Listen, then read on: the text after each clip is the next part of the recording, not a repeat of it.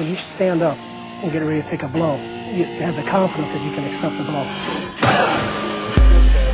As a point of interest, none of my men wear protection in the groin. None. After all, you wouldn't want your attacker to get injured. That hurt my foot.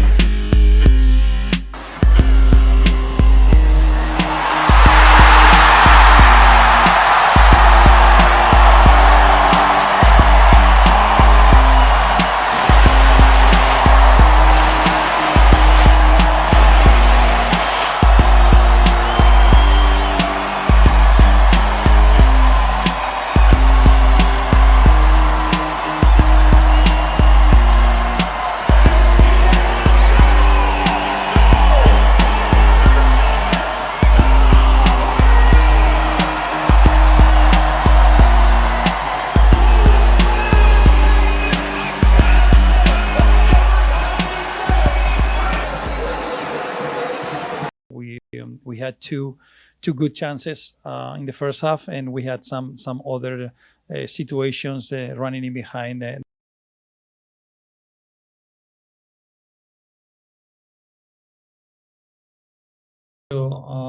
Congratulate Seattle Sounders on winning this round, the best of three, and I think it was a really good battle between both teams throughout these three games, and they just we got a little bit shorter than them, and congratulate them because I think they did a good job, and they were able to beat us, and we're disappointed, but just to say that too. There we go. Welcome to Afterburn Soccer. Despite a couple of hiccups, we had some streaming issues there early on, but we're good to go now. But you just heard from FC Dallas head coach Nico Estevez congratulating the Seattle Sounders for winning the series and advancing in the MLS Cup playoffs. And the sad news for FC Dallas fans is our season has come to an end. I'm Nathan Hill from Afterburn Soccer. You can follow me at Nathan J. Hill on Twitter, and with me is Jose at El Chico Carmona. We may have a couple other voices joining us, but we'll see how that goes. But let's just get right into it. Seattle beats FC Dallas 1-0 in Seattle. And there's a lot to that story that on the face of it, a 1-0 loss is better than the 2-0 loss in the first leg of the series, but even that 1-0 loss doesn't tell the whole story, right, Jose? Yeah, it doesn't. It was a painful watch, that's for sure. I would say this match was far more painful than the 2-0 loss, and not just because it was an eliminator match. It's because of the way the match played out. FC Dallas just was toothless, and that's not what we wanted to see with the team fighting for its playoff life. That's not how we wanted this season to end. That's right. It's not how we wanted the season to end. I mean, that's why this is. I've seen a variety of reactions from FC Dallas fans. Disappointment for sure. I mean, and especially against Seattle, which has almost become just the place where FC Dallas dreams go to die. To go those away games, they're just tough. It's just so hard.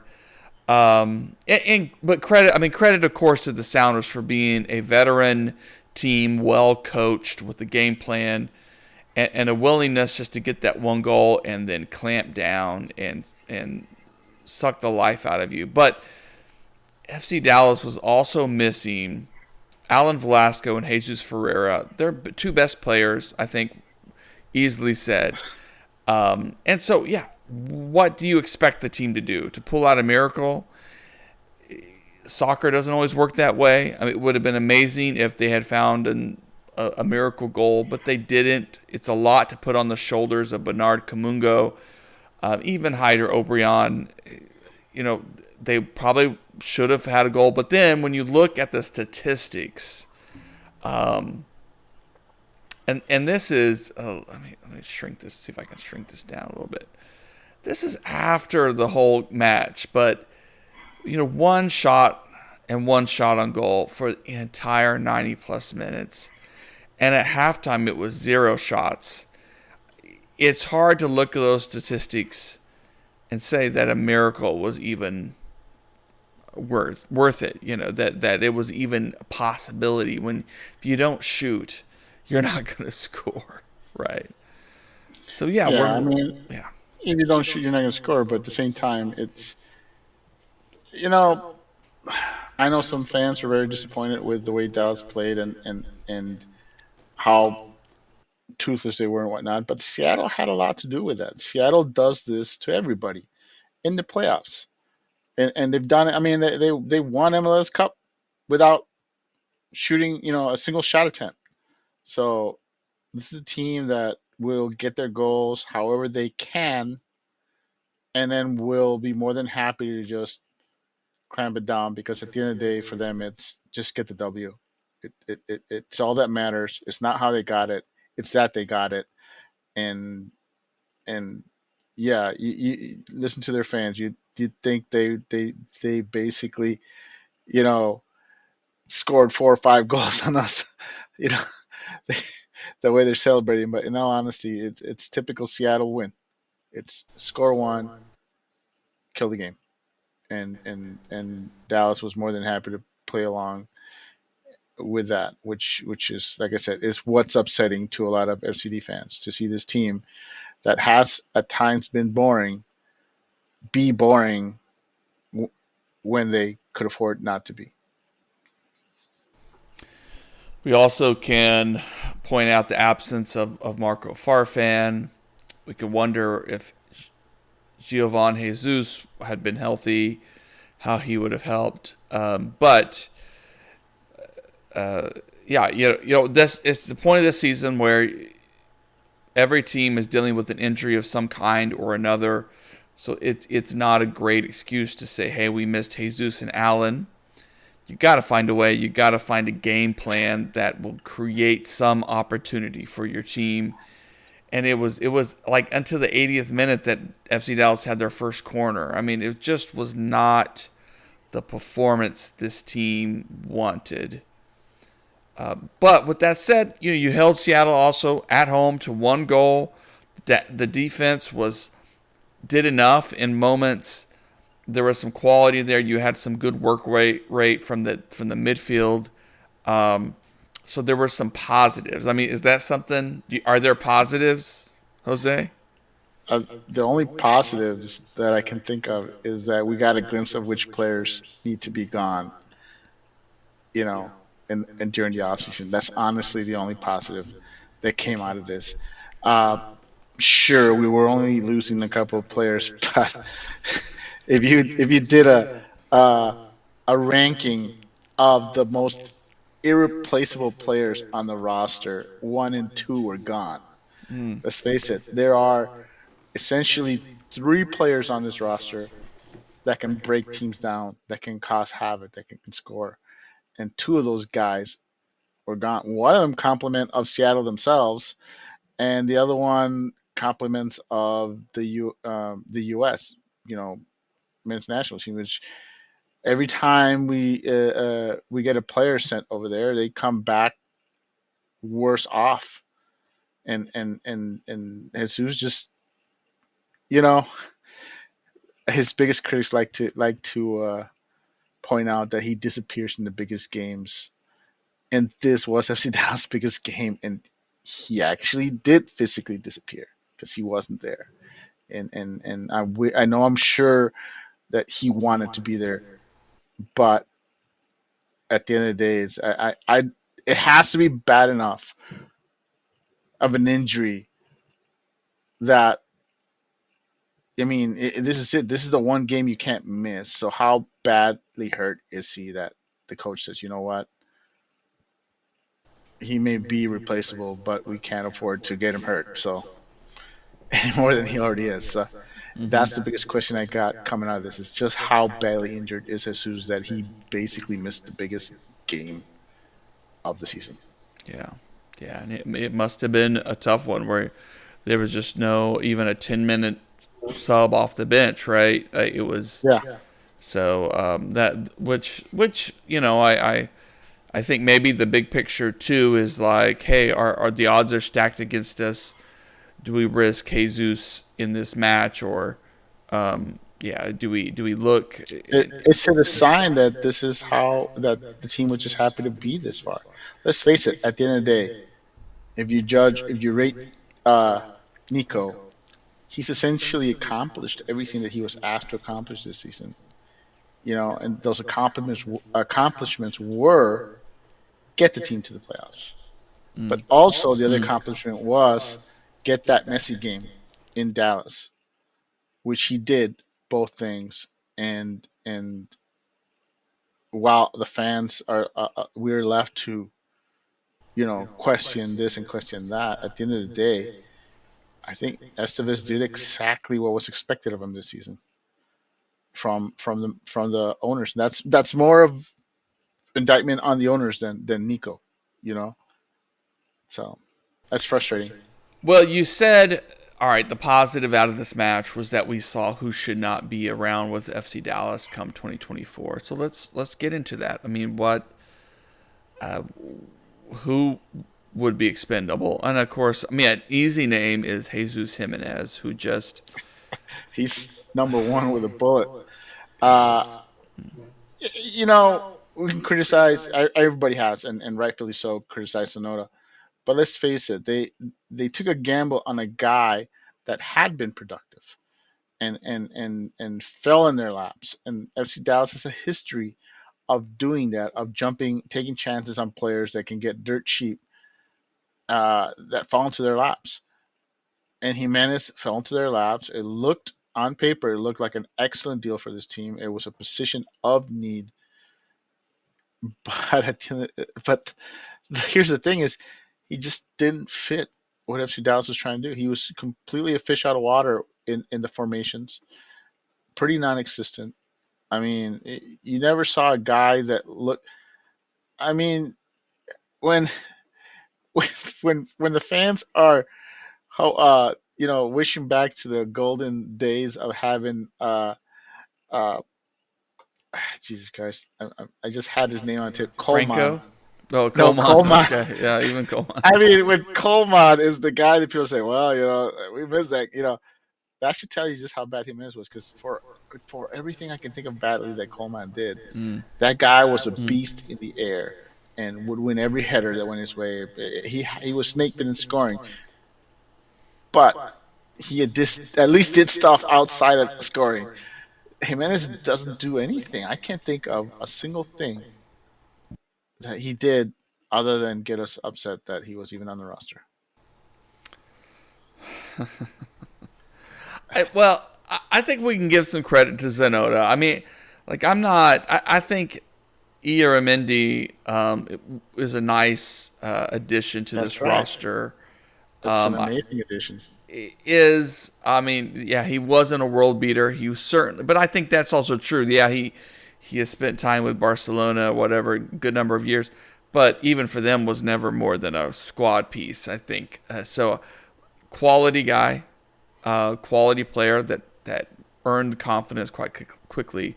I think Zanotta's been okay. I mean, Velasco was a big get for this club, but he's been up and down. I mean, he's been, some of his gambles haven't paid off, but it's not, you can't really fault him for the fact that this team lost so many people to injury this year. I mean, I would like a stat on how many minutes were missed due to injury, and I guarantee you it's a staggering amount across the board. Like I said, like you said, Farfan was out, Jesus was out, Velasco was out. That's nothing to cough at and say, oh, it's not a big deal. It's a massive deal. Those are three starters, not three rotation pieces, not three guys coming off the bench. Those are three lockdown starters, all missing in a crucial match, and just it's kind of the way the season went, really. Right, yeah. So yeah, so that's why it's okay for FC Dallas fans to feel a little bit of a mix of like that this happens to professional teams. You have some guys go down, key players, and it's just it's tough to expect again a Bernie Kamungo who's been a wonderful story and such a spark for this team.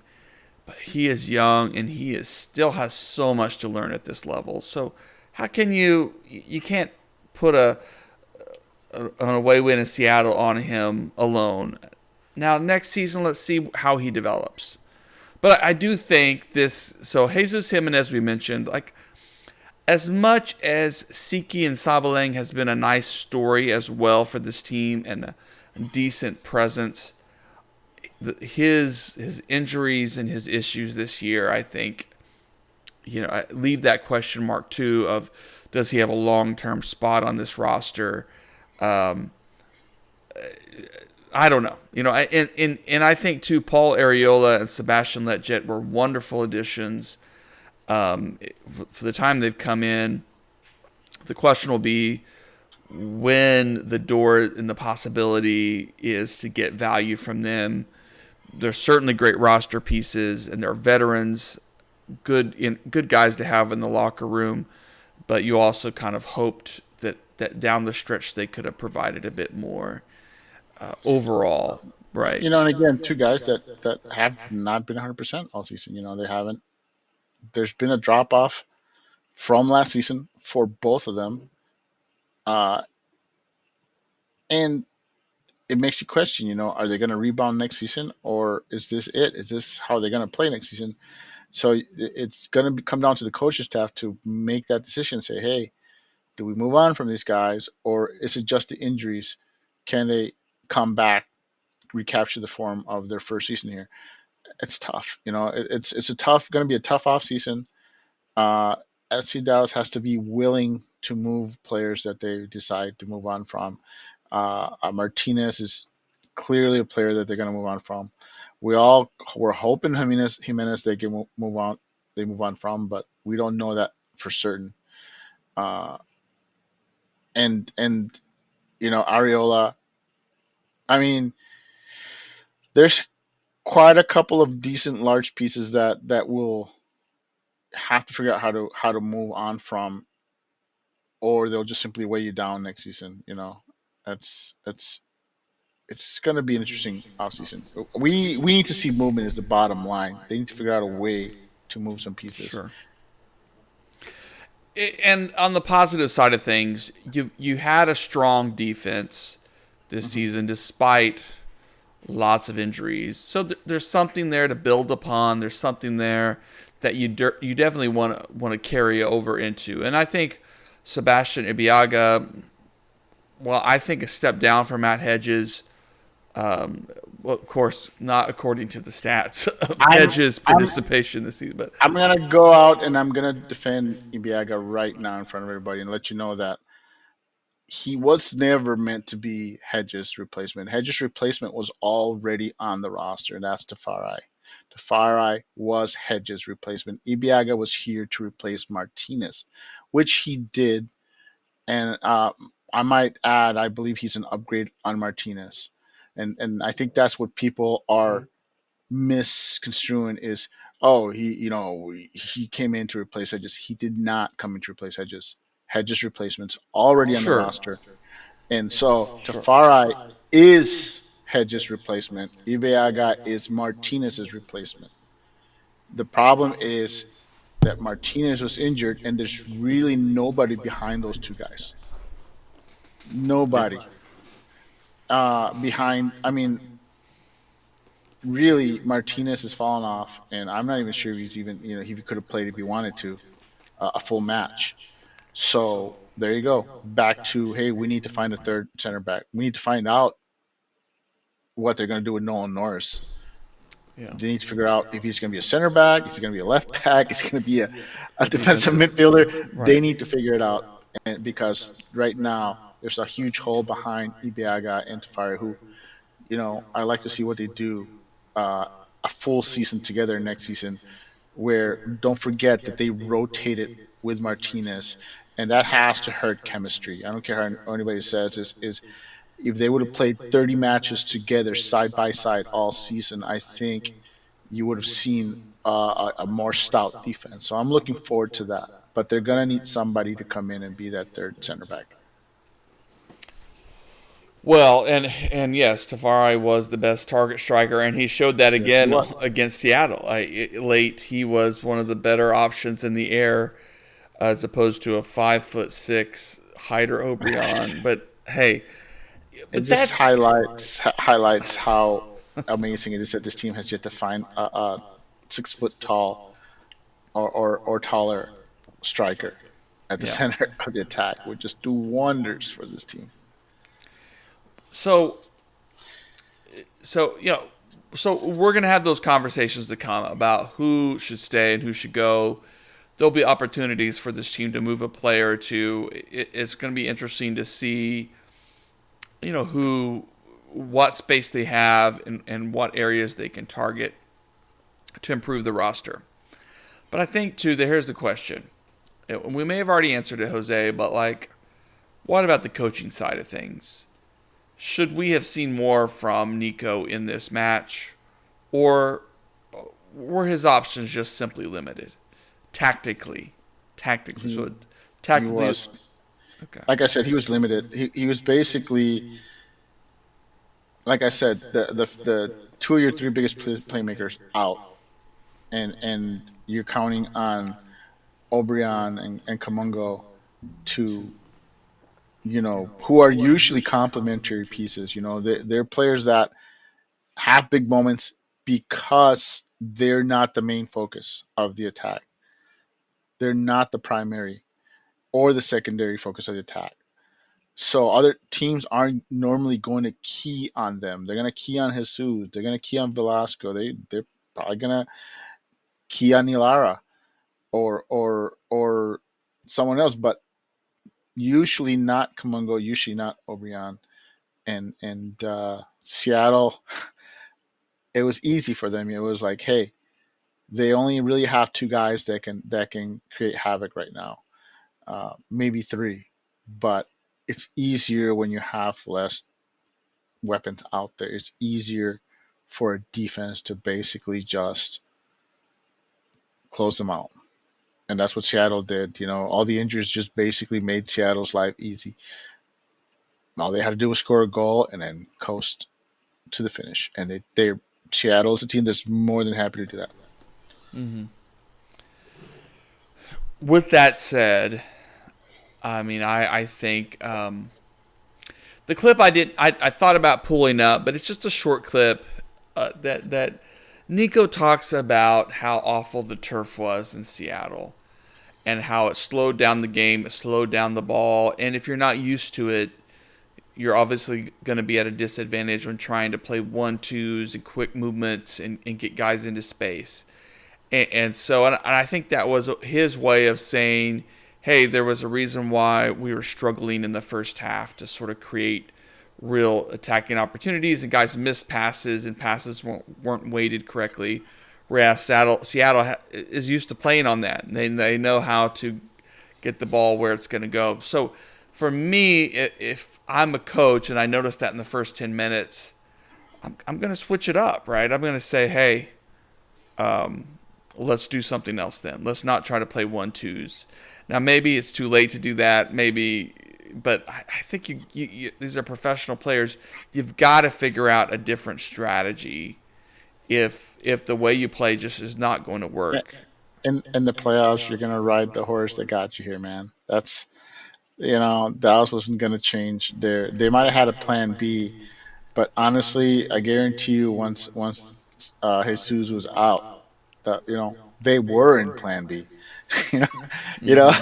So yeah, it's not much you could do. I mean, the team was toothless, and I dare any FC Dallas fan to come out here and say that they thought we had a chance once Jesus was basically announced that he was out. I mean, that we were all knew that we were watching the last game of the season for us once, no Jesus, no Velasco. It was like, okay, I hope they pull something, but it was just that. It was all of us just doing wishful thinking, hoping that somebody would step up, and nobody did.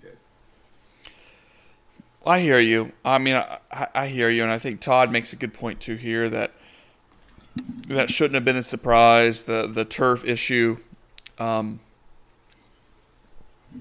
with with the turf issue, because just they've seen it before. They should have had a thought, but yeah, I mean, and I hear you too.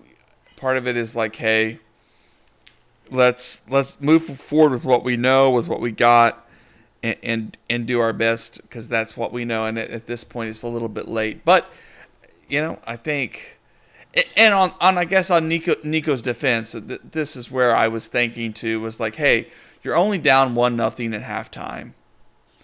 Most of the time in any away match, you'd probably take that, and because it means, hey, you can make adjustments at halftime, you can find an equalizing goal, you're still in the match.